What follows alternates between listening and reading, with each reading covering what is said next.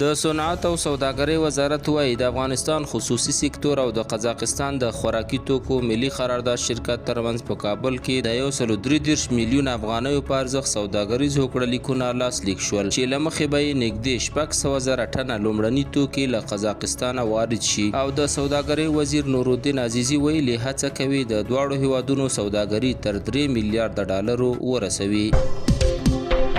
د غزنی ولایت ځایي چارواکي وایي په دغه ښار کې د 5مې او 6مې ناحیې لپاره د 2 اداري ودانیو د جوړولو چارې د ښاروالۍ له پراختیایي بودیجې څخه د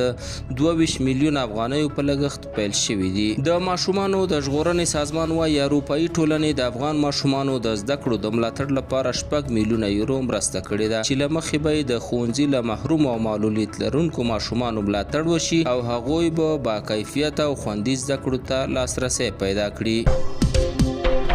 د ټولګټو وزارت وایي د 22 میلیون افغانیو په لګښت د پروان بامیان د 20 کیلومتره سړک د داغګیرۍ چارې پیل شوې چې له شیبر کوتل څخه د پروان تر شیخ علي ولسوالۍ پورې غځېږي او د دغه وزارت له بودیجې تمویلیږي.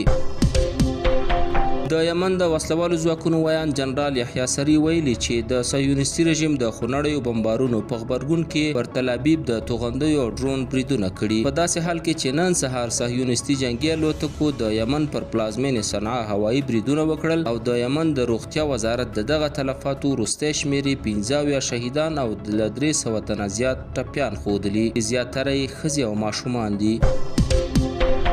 د حماس پوځي څانګې القسام ویلي په غزه کې د صهیونیستي پوځ پر هغه ټانک بم چاودنه کړې چې د جګړې د رهبرۍ افسران پکې سپاره وو. ټانک ویجاړ شوی او څو قومندانان وژل شوي. په همدې حال کې د فلسطیني مقاومت ځواکونو په خان یونس کې د اشغالګرو پر پوځي کاروان کمینی بریدونه کړي او ګڼې شوبلې او زغروال موټرې له منځه وړي دي. د غزې روغتیایي سرچینو ویلي چې له نن سهاره د صهیونیستي پوځ په بریدونو کې 22 تنه فلسطینیان شهیدان شوي او همدارنګه د لوږې له امله 7 تنو نورو ژوند له لاسه ورکړی.